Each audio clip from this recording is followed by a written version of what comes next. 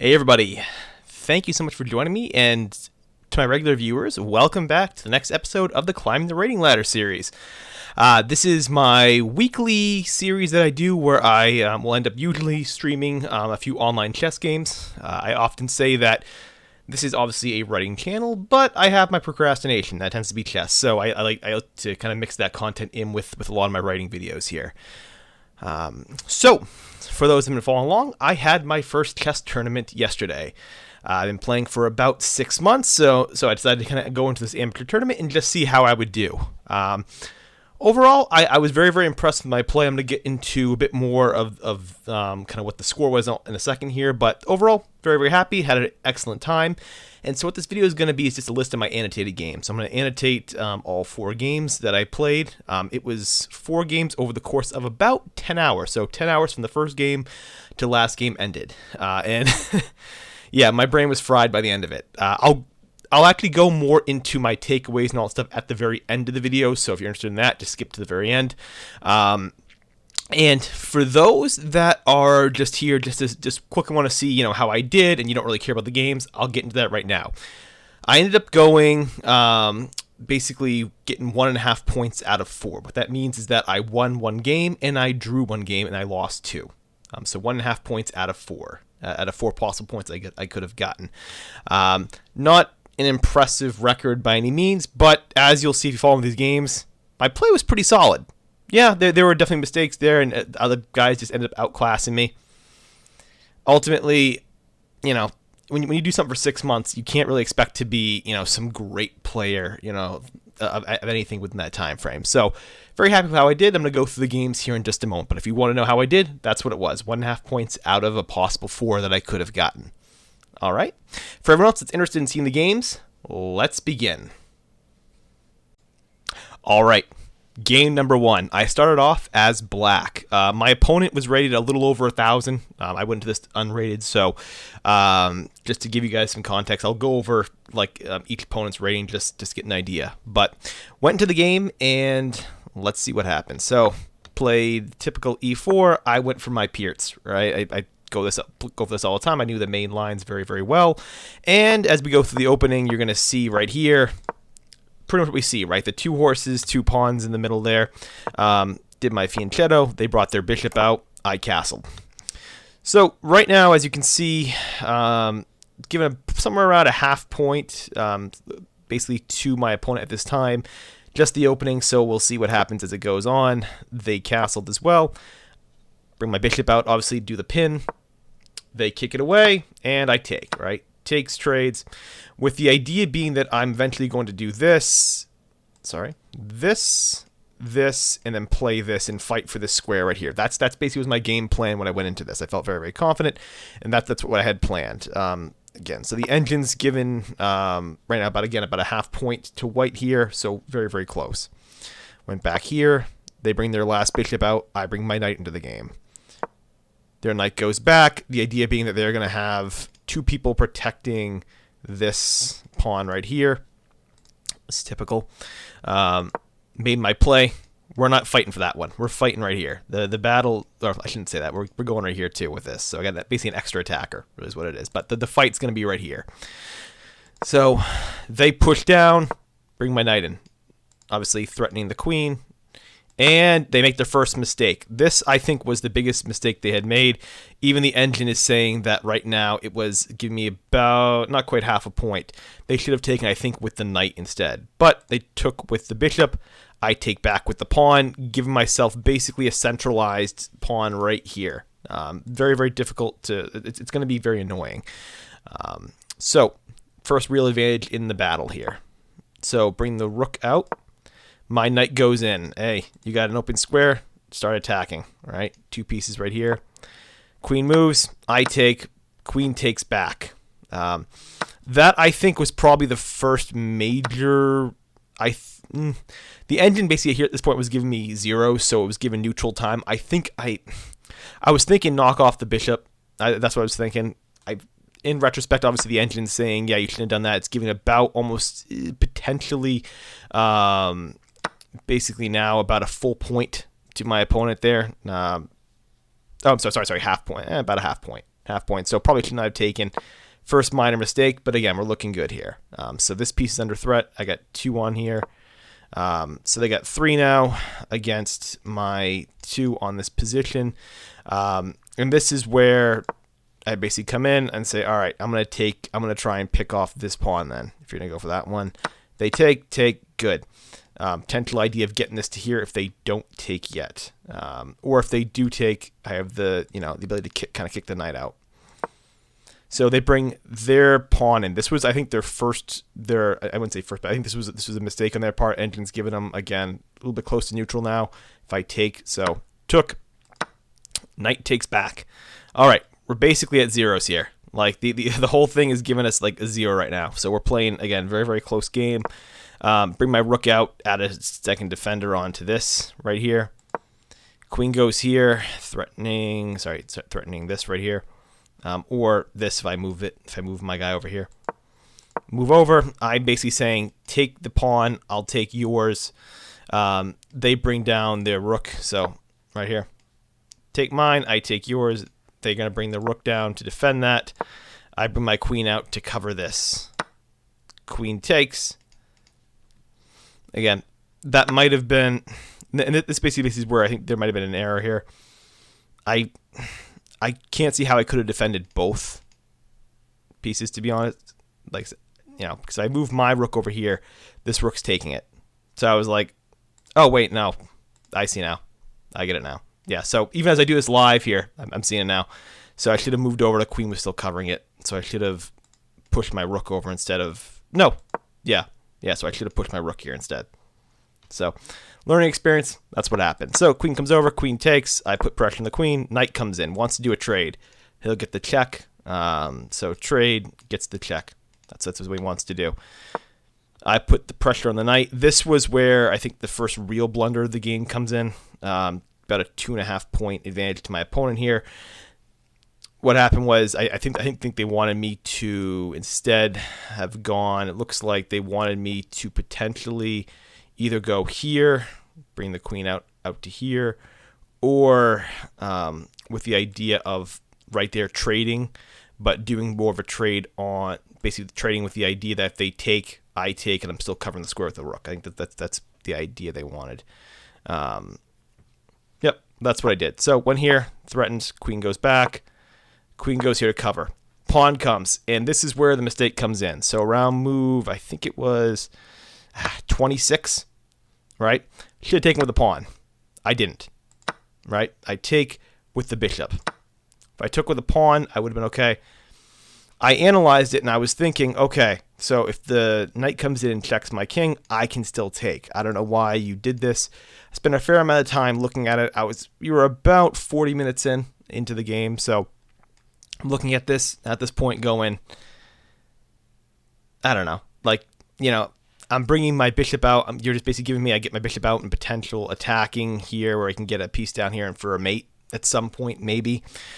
And so, again, it's about 40 minutes in for each of us. So I think that actually it's about 80 minutes in total of play. So about 80 minutes into the game at this point, I decide, instead of taking with the pawn, I take. So I take, I don't see the tactic. This was a critical error. As you can see, the bar just jumped, right? It jumped to almost 8.5 points in favor because now the knight can go here and get the fork here. So rook's going to take, and now knight's got my queen right here. That was kind of the critical error. So if I take back the rook, he's going here, he's getting my queen. So I move my king out of the way. Yep. Rook goes back. Rook comes in to put pressure on the queen, and this is basically the end of the game. This is where the game ends. So goes there. I still think I'm putting some pressure basically on this piece to move. I'm not quite seeing the mate. I don't see the mate that's coming. Check, move, mate. Is what it is. Again, first like 20-something moves. Pretty good, pretty neutral there.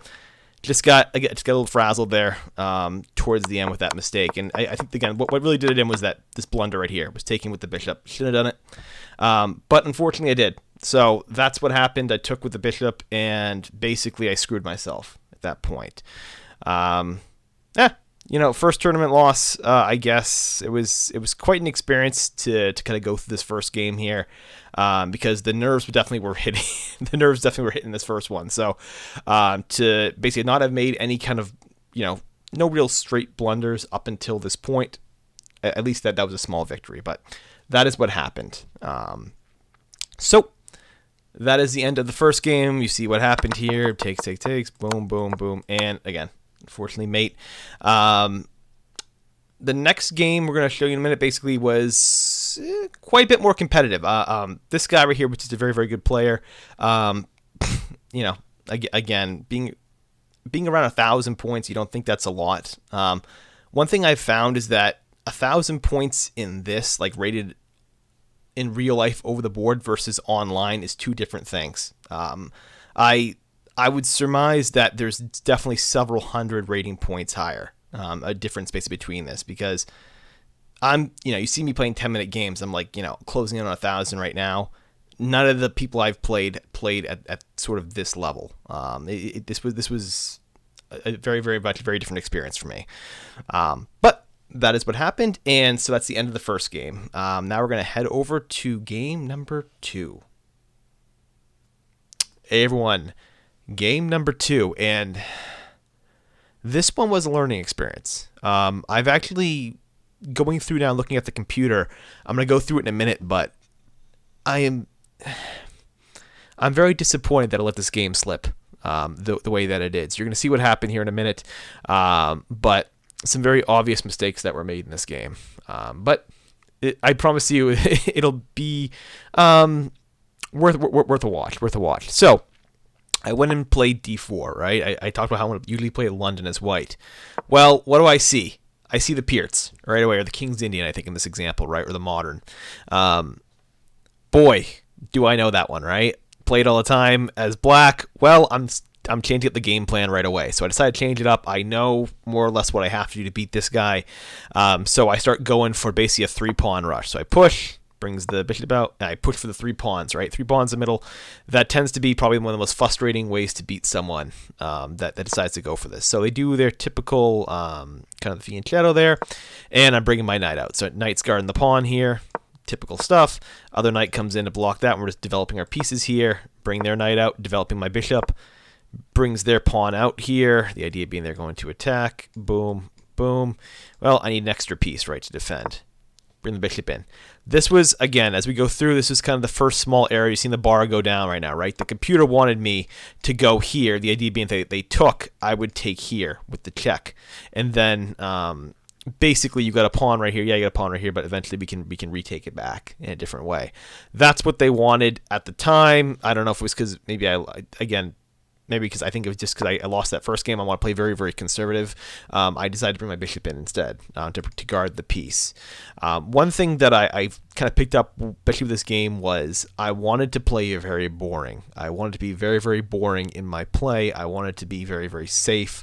And I think my timidity at this point is what kind of screwed me over in a sense. It kind of kept me from I think really seizing upon the advantage that I had in this game. So going in, still have the advantage here. Castles, queen comes out. Starting going for the break, right? They're going here. I'm making my push here, right? We're gonna take this center here. We're going right for the center here. So they push in, and I bring my knight out, threatening the queen. Again, two like basically 2 points right now the computer's giving me. Queen goes down. Now, what I should have done instead was I should have pushed here instead and threatened and used my queen basically to cover the knight. Again, just thinking very, very, very timidly. I was like, just bring the pawn in to cover the knight, right? Again, just from the first game, I think carrying it over. I think the psychology of just being very, very safe, I think, just is what did it. So pawn takes, knight takes, another knight comes out. I bring my now I do it right. Now I bring the pawn up to attack the queen. Well, the queen goes back, and we're going to expand, right? We keep expanding, right? Computer's still giving me basically a +1 advantage here at this point. I'm bringing my knight back with some potential opportunities coming up here in a minute. They bring their piece in, and now we get my knight. My knight's in their zone. Knight takes, bishop takes. Threatening here. They bring their knight out. So at this point, they cannot castle. That was a big thing for me. I was very happy about it. They cannot castle. Knight comes here. And computer's giving me a 2-point advantage. So we're doing really, really strong. Knight comes in. This is the first real tactic that I had in the game was simply this. I was hoping that at some point, knight would take. Knight would take. Then I would take back with the pawn with the idea that I'll put my rook right here with a potential discovered attack where you basically would have the queen in the fire and I'd be beating the bishop free. That was my first, I think, just in this whole process, my first real tactic that I was coming up with at this point in the game. So, again, knight teared off, open this file up, bring the rook in, and then we get potential discover attack. My opponent saw it coming, as you're going to see here in a minute. So, bishop comes out, and I bring my rook, right? Again, just waiting, just hoping, just itching for this guy to eventually take this piece to open up the file for it. The guy's not having it. Quite frankly, this guy is not having it. He brings his knight here. Now, I'm going to address this right now because people that are watching this at home now, and me especially Monday morning quarterbacking this whole thing here, I should have taken this knight right here. It's screaming that I need to take this knight. Like everything I think is screaming I need to take this knight. You're going to see why in a minute. So I don't think I should have taken it yet. I wouldn't have taken it yet, but you're going to see in a minute how I'm going to come back to this knight thing because I know people at home are going to be screaming their heads off. So queen comes out. Potentially we're going to look at just getting my queen involved here. And here it comes. So this pawn goes down. This guy's isolated. This guy right here is isolated. We get a chance to basically ideally break through here in a minute. And again, you're going to see why the knight really was the mistake that I made, the big mistake I made. So comes in, again, same idea. I want them to take with the idea that I still want to keep this piece here to eventually, just get this guy, get basically 3 pawns right here in the center. That's really what it was. I just wanted to have the 3 pawns right in the center. I felt like it would be strong at some point if they decided to bring the knight back and do that exchange. So I brought this pawn up instead to trade off. So it goes down, I go back, bishop comes out, and now we're getting the sense, right? Now we're starting to get the sense of where the fight's going to be, right here. So my queen comes out, we're going to go for this piece. They bring the queen in.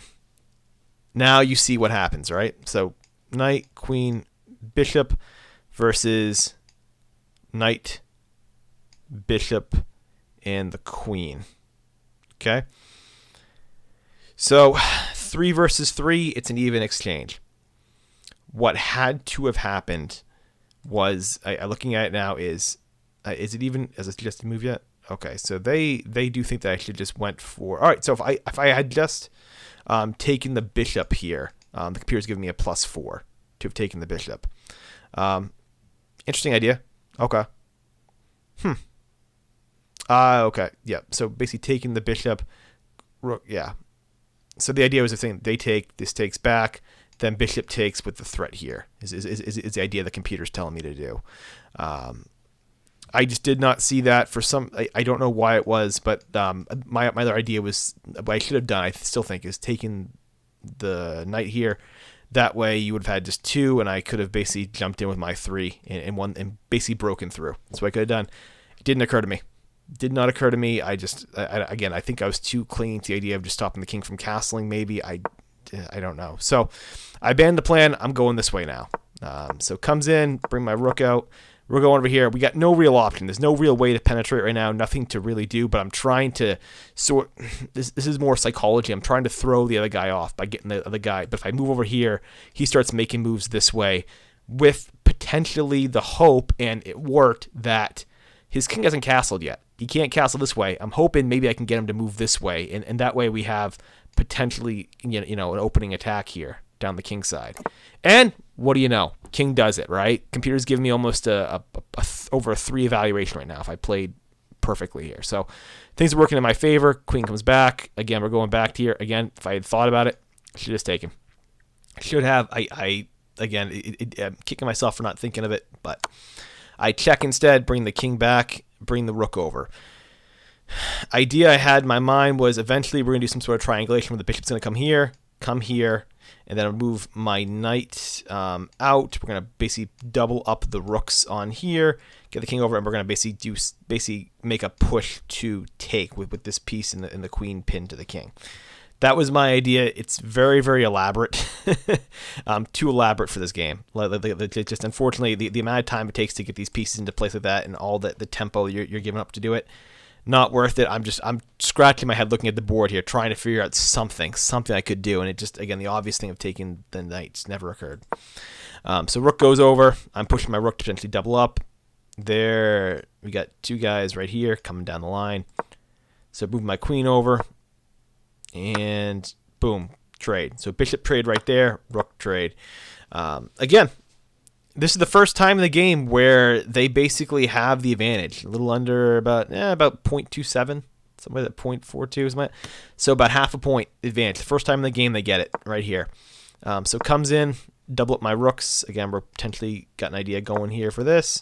And bring my bishop back. Again, the idea of the triangulation. Because the idea would be that with this piece pinned right here, when I push, it can only take this way with a rook coming down. This piece could not move with a king right here.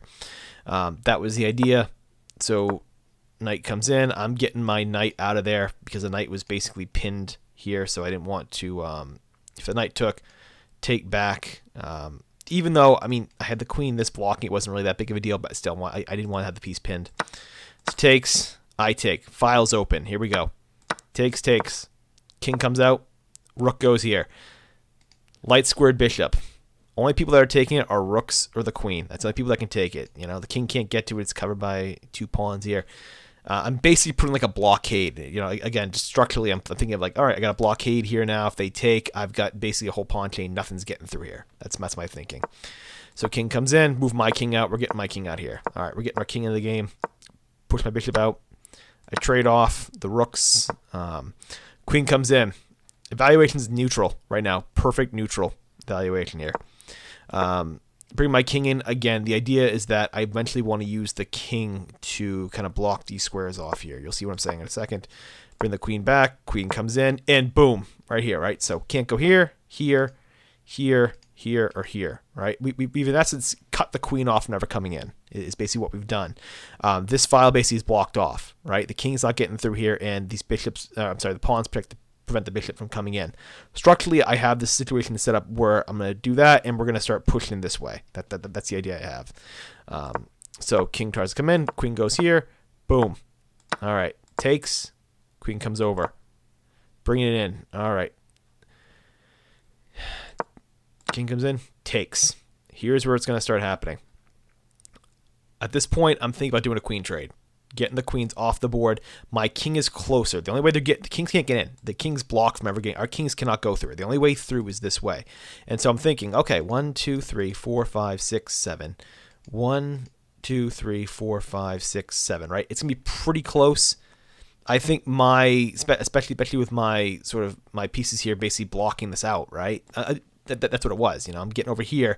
These pawns here basically are preventing it. You can't get in with this, and eventually I'll bring my bishop over here, potentially trade that off, and it feels like the king can basically be kept out of here. So comes in, put my king in. All right, here, boom, boom, boom. Queen trade time. We are about 15 minutes left on each of our clocks, so again, we're getting into about close to like 90-minute territory at this point on the game. So doing my best to kind of concentrate here. Takes, king comes in, boom, king race. Takes I take his. Boom. We trade off. This point, computer's giving me plus 2.65. So plus 2 advantage here. I should be winning this thing. And this is because this is kind of the frustrating, I guess, part of the game here. Part of this, what I did here was, even in the end game here, I had an advantage. It's giving me almost 3 points now of an advantage. So it was frustrating. Bishop comes back. I push my pawn. Take. Right. So I'm up a pawn here at this point. And again, even perfect play, 1.5 valuation. All right, 6 points. This thing is screaming at me right now. So you're seeing this bar, 6.2. Right. It's screaming. What I should have done is basically what the computer wants me to do is go here. And then, it wants me to go over here. Basically wants me to go over here. It wants C8 right here. And at this point, we can start doing something where I'm going to basically lock my... Yeah, so C8 with the idea that it has to go here. I push this. Pawn will be protected, and we start getting my king there to start inching it out. That's basically what the computer wants. I this point I became, I guess, I don't know, frustrated. Basically, I didn't know what to do. Like this is the part in the game where I simply didn't know what to do. I was like, okay, it looked pretty neutral. Bishop's the same color. His pieces are locked. I have one active piece, but the king is right there, closing in on it. I was like, all right, how am I going to do it? Again, I should have thought a little bit more. I didn't. I see now that the bishop basically prevents, because the pawn here basically prevents the king from getting in. I hadn't noticed that. Like, so I was getting frustrated. Basically, I did not. It just didn't consider it. Basically, so what happened was I ended up moving the bishop here. King moved in. That was my blunder, right? Again, king takes. So right here, and this point, the computer's neutral. It's neutral. It's neutral. And at this point, though, I resigned. So I resigned the game at this point. My thinking was, all right, the king's going to get this. He's going to be able to come down here. He's going to start gobbling these pieces up. That's what's going to happen. The king's going to go here, here, here, gobble up these pieces, and he's going to get his, basically, he's going to get, all the way down the file here before my king gets to it. That was my thinking. Takes, threatens the, that was my fear. That's what I saw at the time. That was my worry here. The computer's giving it neutral, so there must have been a way for me to counter it. But that's what I saw. I saw it getting here, eating up, and then he's going to have basically these pawns start pushing down the line. So I resigned. Perhaps I resigned early. Obviously, the mistake, again, there were mistakes that were made in this game. They were, again, just smaller things. But, yeah, again, I should have kept this. I should have kind of considered that this basically was holding this together right here. That's what happened. So I ended up resigning. Again, looking at it now, heartbreaking. It's a bit heartbreaking. I'm like, crap. But the computer's still saying it was at least neutral here at this point. Just, again, not being able to kind of figure out what to do at this point. This was sort of end game where I was just very, very confused on what I could basically do. But didn't need to get this far. In all honesty, this is on me. I could have stopped this thing. I could have blown open that, in this pawn right here, I could have blown this open way back earlier in the game, and could have put some serious pressure down there. Just didn't see it. I think it was a mixture of that, not seeing it, being a little timid, and from just the first game loss, and that basically played a factor in it. So, is what it is. Ended up losing. Something to look back on later on, but yeah, is what it is. If you've stuck with me so far, I promise you that this next game will be very fun, and the last game is going to be very, very exciting. So, if you stuck through the first two, these next two are going to get increasingly more and more exciting now. These were a bit more typical, a bit more boring. Hey everyone! All right, so game number 3. This is where my fortune starts to turn around a little bit here. I finally get my win. Also, my first unrated opponent. The last individual I played was rated, I think, like 850, something like that. So this is the first time I'm facing someone that's been unrated, which you can tell by their play. They're definitely not quite as good as someone that was rated. By no means like making blunders, but you'll be able to tell in this game. So going through it, typical playing the Pierce again, right? Go through, boom, boom, get my guy out, boom. All right. So right away they're thinking the fried liver attack, right? They did it. They were a younger individual, so I'm sure they saw this. I'm sure their eyes were like lighting up, like, oh my god, I get to do the fried liver. So very quickly castled. The idea being that if you want to take here and want to trade off, I'll give you a pawn and a rook to get rid of 2 of your pieces on the board. Evaluation is giving me about a half point advantage there, and basically if I was to take right here, just as a little example here. I'm already getting a plus, to take. Basically, it would give me basically a point and a half to run that line to take it. So, point and a half advantage by doing that. So it was not smart. They obviously saw this, so they did not do it. So I bring this piece in anyways, just to give a little extra blockage there against it. They bring it down. My knight goes back again. One thing that you'll notice when I play this game, my knight, if you push on my knight, I usually bring it here. I like to keep the tension right here in the center. The idea being that if you want to take, I'll take back and open this file up. And keep these 2 pawns in the center. I just like keeping the tension there. It seems to work well in the opening. So Castles. Kicking the knight out, boom, and knight's gone. All right, so we're out of the opening at this point, I would say. Now we're getting into kind of the core of the game. Just doing a little commentary here. I fretted a lot about openings going into this tournament, and one of the big takeaways I've learned is my openings are okay. My issues with chess are not coming from not knowing a good opening or not being able to get out of the opening. My issues with chess are a lot more about the middle game and then going into like the end game. That seems to be where my main issues are, and just making more having more issues basically at that point with like tactics and position than simply not being able to open the game up in the beginning. So that was very, very good. It's taken a lot. Let's say that's one of my big takeaways from this whole thing was fretting less about worrying about getting the opening going and worrying more about playing the middle game and middle game tactics. So with that, game's going here. I don't think at any point they have any sort of advantage in this game, by the way. Again, it's about neutral here right now. So knight comes out. The idea being that we've got some people here, right? Takes, thought about it, but they got the queen, they got this here, and they got this here. It's like, it's impossible. So decided to fianchetto, had a little bit of time, saw this right here. So queen comes out. I know what they want. They want this pawn. They're taking it off. So king's going here. We got an extra defender, right? We got 2 on this piece here against these 2. That's what we got. So happens. So he puts pressure on my knight. Just an excuse to cover my bishop. Just basically an excuse to cover. So I love it. Hey, you're helping me develop here. So they bring it out, and here's where the first real tactic of the game begins. I take, knight takes, knight takes knight, knight takes knight. Idea is eventually I want to do a queen trade here. Get these 2 lined up right here is a dangerous combination. Get rid of this piece. Get this queen off the board.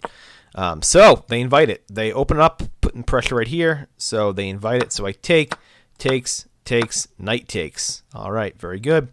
Simple enough. We're going to get to an end game very quickly here.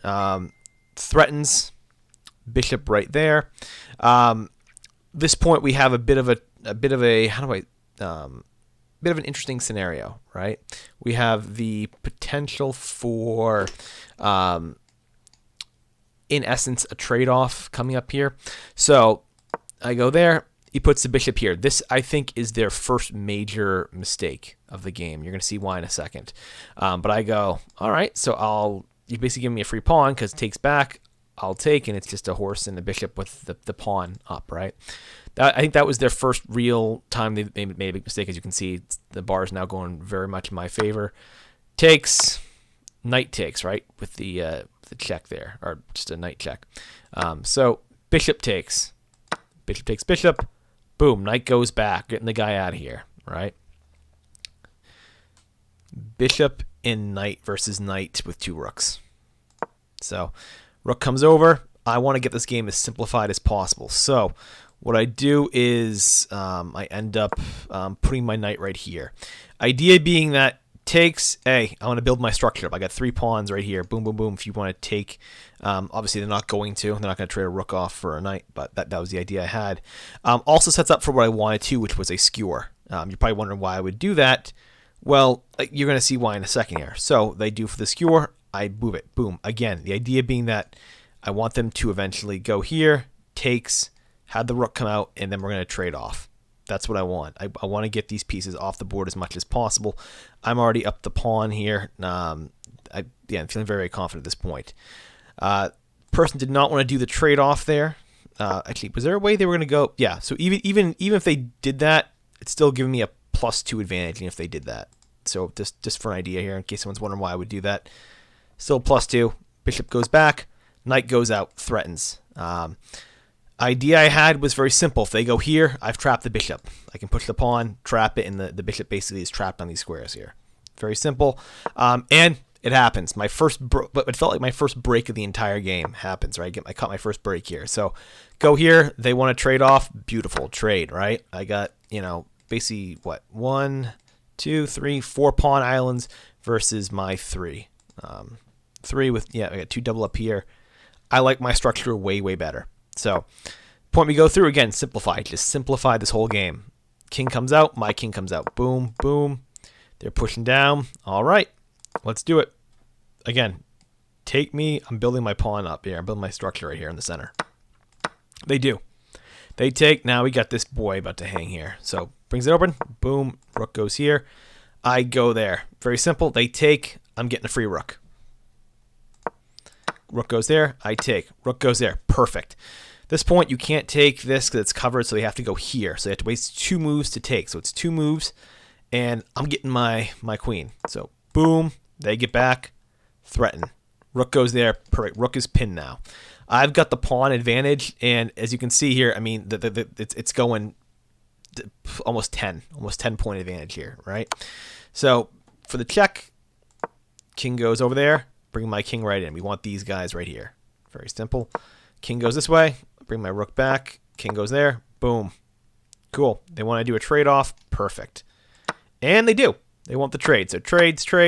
I get it, and basically, as you can see, they ended up playing the whole thing out. I ended up having to get this, then came back here and then pushed for the queen there, and ended up basically taking, getting basically a mate. I got a mate basically with the queen and this pawn when the king was over in this corner. Eventually, is what happened. I'm not going to show that because you can kind of see it's elementary. I mean, you get it. It's a minus 56.8. You get what happened. But yeah, that was the end of the third game. My first win. Felt very, very strong, very textbook. Yeah, which was awesome. My opponent, didn't hang any pieces. There was no, just basically what they made was just tactical mistakes, just some small tactical mistakes that multiplied when I was able to get a pawn advantage, and just that translated into this. So that was the end of the third game. And now we're going to get ready for the fourth game, which is very, very exciting. This will be the longest game. It was like 80 something moves, I think, and it was about full 2 hours right at the end of the day. So it was an intense game, and I am looking forward to showing everyone this. This was probably one of my favorite games I think I've ever played. So, all right, on to the next one. Hey everyone, final game, number 4. Like I was saying, this game began about 8 hours after the first game I had played. I'm going to speak a bit more about this again in like the final section here where I do just an analysis. But I need to lay out a couple things going into this game so you have some context. Going into this last game, my brain was completely fried going into this. I didn't realize kind of like the toll it takes when you play like so many games in a row. Like my head was actually physically hurting. And so went to this last game. I was paired up with a gentleman, even though I was 1-2. I was paired with a gentleman that was undefeated. So the guy I was going against had not lost a game all day. The reason why the pairing worked that way was people had left early.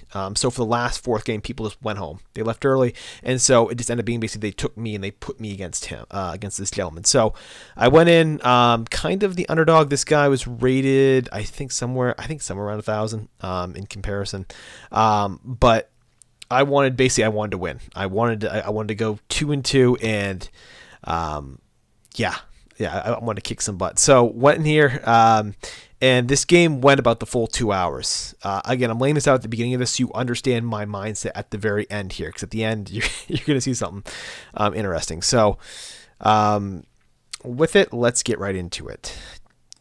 Playing D4, right? So this time I got a chance to finally play the London. I mentioned I was looking to play the London here. I felt very uneasy about going into it. You've seen my games online, the 10-minute games, and you see how you've seen it's starting to be occasionally online. It poses a bit of a challenge for me. Something about the London system doesn't quite work, and I think I'm going to be potentially not going with that opening going forward here. But I wanted to get a good game out of using the London, so opened it up, and to be honest, I could not have asked for a better thing. Obviously, we know the deal, right? Come out. I mean, again, the opening line here, bring the bishop back. So they take, we open this up right there. Castle's perfect. He's giving me his address, right? Like he's trapping his king basically in a bunker right here. And I've got this. If they take, we take here. And we got this right here. We got the queen potentially coming here. We got the knight going here to take. We got a whole lot of options here at this point. This you could not have asked for a better thing. Computer's giving me about a half point advantage right now. So plays the pawn. Right away we go for the fork here, right? So we take, forking these two pieces. Knight goes here. I take the bishop. Takes my bishop too. We take back. All right, we got guys. We're going right. This is gonna be an easy night, right? So, plays it down. Boom, brings it down. Bring my queen out. King's going this way. We're going this way. Here, castles. Good. We get knight here, here, here, here. We're looking good. First major mistake right here. This is okay. As you're going to see right here, the engine's giving me a +5/3. What the engine wanted me to do here is they wanted me to put my rook up here and double up. The reason why is, and what I see now is, it stops this pawn from coming down and blocking me. So if I double up here and bring the rook underneath, I'm going right into this. This pawn cannot come down, and there's no easy way to get in there. You can't get in. There's no means of getting a piece in to stop it. Again, going into like the 9th hour here of basically of the day, your mind's not firing as efficiently there. So should have done that. Instead, I doubled up. Again, not a bad thing, but queen takes back that pawn, and we get doubled rooks, right? Comes down. All right. Again, if I put my rook there, would have stopped that. Queen comes back. Reason why is I don't want to pin this knight to my queen, so they're bringing the attack here. All right, takes. Queen takes. Bring it up here. All right, you get the idea. So we're going to push here. We're going to push here. Taking. Yeah, the idea being that we're going to take, and get our guys in the zone. That's the game plan. So bringing the queen up. Going to keep this piece protected here. Got to protect this piece. Rook comes. Doubling up. All right, we got to abandon the game plan. So immediately this game plan goes away. We're not going for this anymore. We got to focus on this right here. Game plan's coming. They got the pawn coming down here in a second. So pawns come in. Knight C4. That I spent a good few minutes looking at the position to figure this one out. I don't know if that's a good thing or bad. I at the time I thought this was actually somewhat brilliant of a move. But yep, hit it, goes over, takes. Boom. We can do a rook trade if you want. Rook trade. Good. Pawn takes. All right, my second move that I thought was pretty brilliant at the time, right here. Queen potentially taken back, or we do a queen trade. Queen trade with a threat here. I'm up a piece. I had not realized that at the time when I was playing. I honestly, I thought we were equal. I thought we were equal material. I didn't realize till a few minutes later that I actually was up a piece. So it even made more sense even then. So queen takes, threatens, and they want to trade the bishop off. Perfect. All right. We're in endgame. We're already at the endgame. It's move 26, and we're in the endgame. So let's get through it. So pawn takes back. Rook comes down. Rook covers. King gets in there. Knight goes back. King goes down. King comes in. Here we go. Threaten the horse. Bringing it back. We want this right here. This is what we want. Brings it in. Rook right here. Rook comes in. Threatens my knight. Wants a knight? Well, okay. Knight takes the pawn. King comes in, threatens. Rook is fine. This is technically fine too, but go back here, threatening here and here. Forked it. Rook goes. Boom. Right here. Threatens.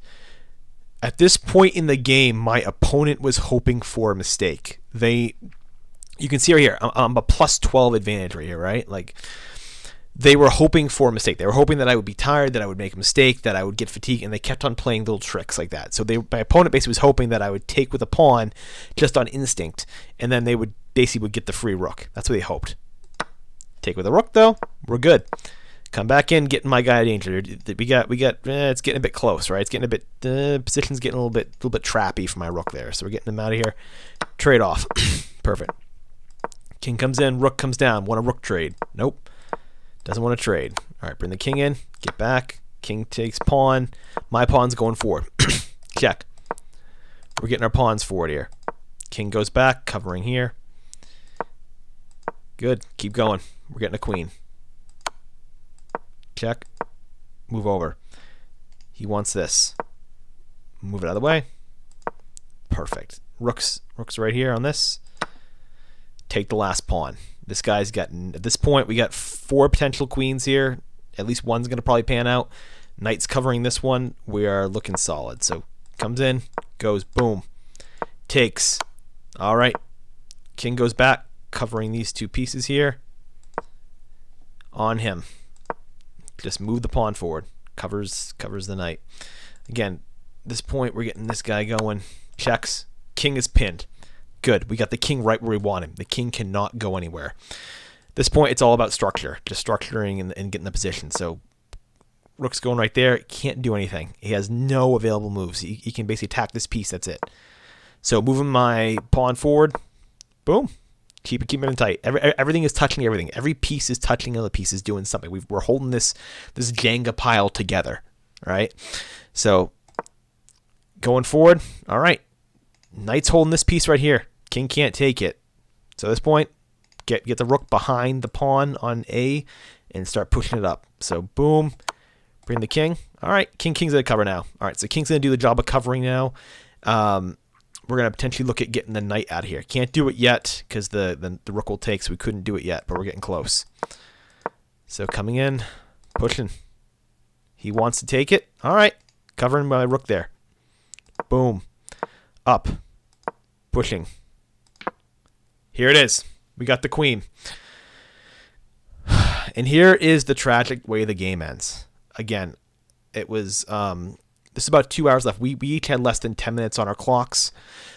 This guy had actually stopped at I think 15 minutes. Stopped writing moves down. He actually stopped recording moves at move 15. You're supposed to wait till the 5-minute mark to stop recording your moves. He didn't even record. He was just making moves, pressing, just trying to get me to wear my clock down at this point.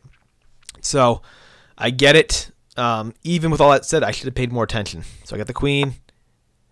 And you're seeing right here, right? The thing's got mate in 3. It is scream mate in 3. And again, 10 hours of play, 10 hours of game time took its toll. I didn't think, it did not even occur to me. I took stalemate. Stalemated. King can't go anywhere. It's tragic. It's sad. It's tragic. It hurt in a way. It definitely hurt. Basically, is what it is. Again, something you learn there is you can't let your guard down. You cannot let your guard down, especially at the very end. You cannot let your guard down. And you know, I can say again, it was a combination of 10 hours of play, the adrenaline pumping. I cannot express like how much my heart was like beating. Like it was. I play poker hands. I make risky bets in cards to get that kind of rush that I was feeling like at that table right there, where everything's beating. My mind just didn't even occur. The idea of a stalemate didn't even occur. Didn't even enter my thought process. And so happened, and the game's over. So stalemated. The guy basically he kind of ran out of the room at the very end. Like he basically just literally just left and went to his car. Like he just left and basically like he shook my hand. He's like, hey, good game. Just took off. Basically took off. He knew he had lucked out. It hurt just a bit more about this. It hurt only in the sense that I had an audience too. We were the last 2 people playing at the very end of the night. So you had the tournament director, the arbiter that was there watching us. You had a couple people that were still staying around that were watching us, and they had seen the score, like the score sheet basically. So they knew this guy had gone like the 3-0, and they saw that I had just won 1. So they saw me winning here. They were rooting for me. You could tell basically they were kind of rooting for me here. And yeah, it was embarrassing. It's embarrassing to lose that way, to lose in front of a small audience. But hey, I outplayed him. I outclassed him. I took a lot away from it.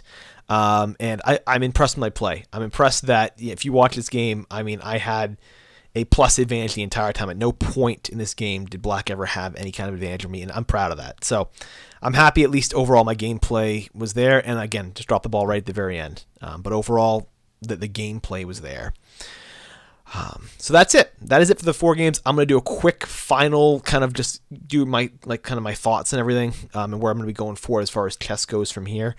But thanks so much for checking it out. If you made it this far, I hope you enjoyed it. I hope some of these games were entertaining. But below the 1400 level is kind of like the Wild West of chess. Like you get some wild games, you get some wild things that happen.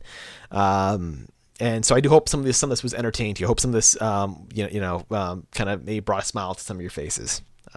But all right, on to my recap.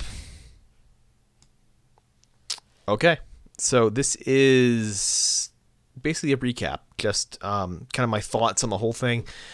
I'm not gonna take up too much time here, but Yeah, I had a good time. As you can see, I learned basically a ton just from playing, and a lot of things that I learned were nothing to do so much with the play style, right? Yeah, there are things I made mistakes on, basically I need to overlook.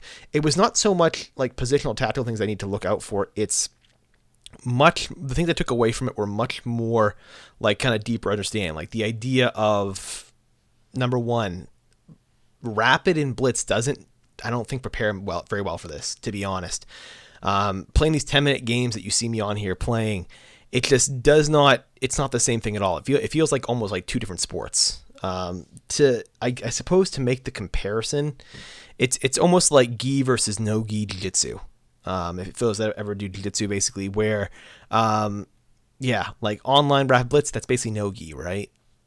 Gi jiu-jitsu is like classical chess. It's a whole different thing. And it's it takes a while to almost translate it over. There are gaps there. Yeah, it's basically the same thing, but there's a gap there. There's a different understanding. And with it, there's less room for error. And that's kind of my second takeaway, which is it's simply it's less room for error. Like, you cannot make a mistake. You basically cannot make any mistakes at all. And not just egregious blunders, but just small things are gonna be the end of you, right? You saw in my first 2 games, right? It's simply me not taking a piece or me not moving on a particular basically a weak pawn, right? Or me basically not getting an opening on a weak pawn in that second game. That was the difference. I saw the whole time the board was giving me the advantage there. It was small things. It was these very, very small things. There's no room for error. You cannot make mistakes in this thing. You have to basically play perfect. And that's, I guess, ties into the third thing, which is I'm realizing now that the difference between rating points between players, it's not these grand differences. It's not the difference between someone that is unrated versus 1,000, and even higher. It's not that these people are able to, they know some secret technique or they do some secret thing. It's they can make small things. It's a bunch of small little things that they can do differently that you may not even register. You may not even realize you should do. And that's the thing. It's these very small granularities. The difference, it honestly feels like a single mistake is a difference really between, several hundred rating points. It feels like that's the difference between, me being able to have won, 3 games. So say I lost the first one. I got class in the first one, right? Games 2 and games 4, I had the win. You saw me. You saw these games. The computer was saying I had the win there. It didn't happen. It was small mistakes. It was these very small things that was the difference between getting the win, between me getting 1.5 points versus me getting 3 points. Very, very small things. Small things. And that's the biggest takeaway for me, was just the idea of really honing in on the small, really just, again, I'm going to say small things again, but really getting in on these minor details and trying to master that. And so as I go through this, as I guess progress in a sense, that's going to be my goal going forward, is just trying to focus on these small details and trying to help it, and trying to kind of correct those, because that's a difference. It's small, it's minor, and it can be frustrating. It's very, very frustrating because it's not a change, right? It's not something that you can even really YouTube, right? You can't go on YouTube and figure out, okay, what's the small change, right? A new opening is not going to fix it. As you saw with this thing, it's not the opening for me it's going to fix it. It's not the it's not the some technique. It's not something I'm not doing necessarily. It's not knowing what to do in certain scenarios, not getting positions and not getting the tactics right, and not converting winning positions, as you saw with 2 of the games here. Just not converting on those winning positions. They're not it's very, very small sort of things. And in the setting, right? It goes into the next point, which is fatigue is a very real thing. Going into this, the psychology of it is a very real thing.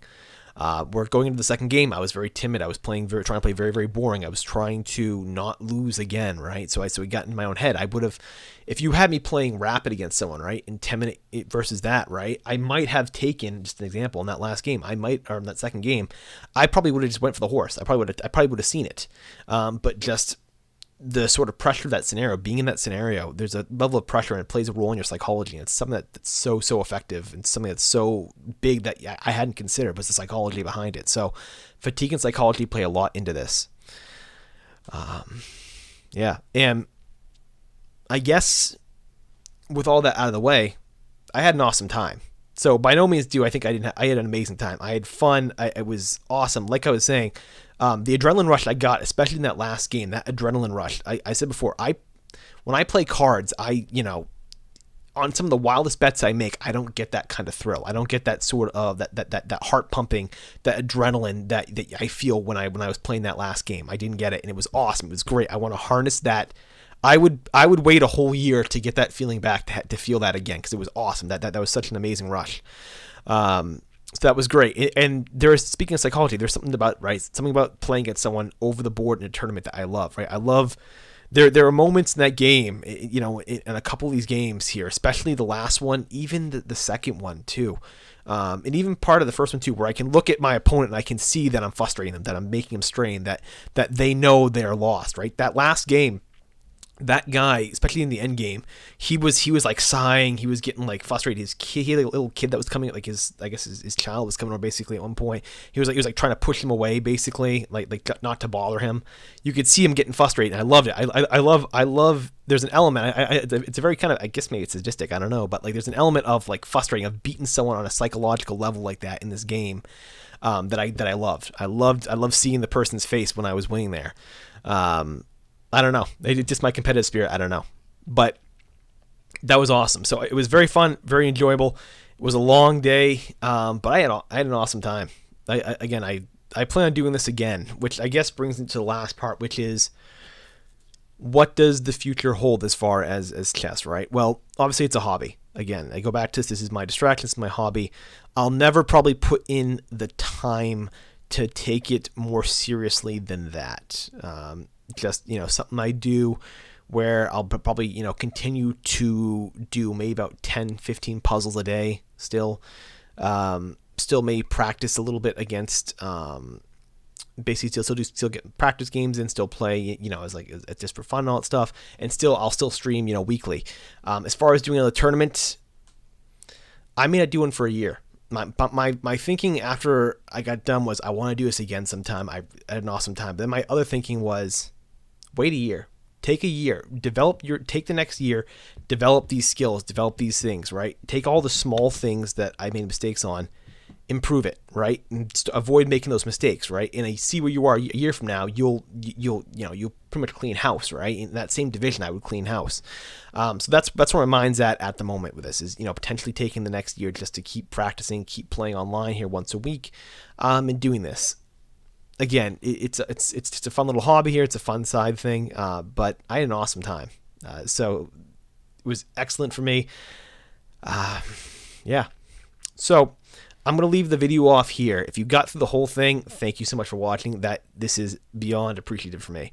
And with that, I do hope that you'll come back next week here. I'm going to go back and continue to play my rapid chess games online here, play 10-minute games. We're going to see if maybe we can break 1,000 on there. And yeah, we'll see where we go from there. If you have any kind of comments, anything you want to go over, obviously with the position things I might have missed, any advice, you saw 4 games of me here, right? If any kind of advice, maybe things I didn't discuss here that maybe that I should work on, leave in the comments. I would love to get feedback. Part of the reason why I put the videos up really is for the feedback. I'm not one of those people that doesn't like to be criticized or anything like that. I'm a writer, right? That being a writer means criticism in many respects. So I love it. If you're like, hey, listen, I noticed you did this wrong, work on this. I appreciate it. So thank you so much for watching this video. If you did enjoy it, like and share, I guess. Maybe subscribe. I don't think I've ever asked someone to do that before, but subscribe. And yeah, I will. If you're here for the chess videos, I will be back next week with the next one.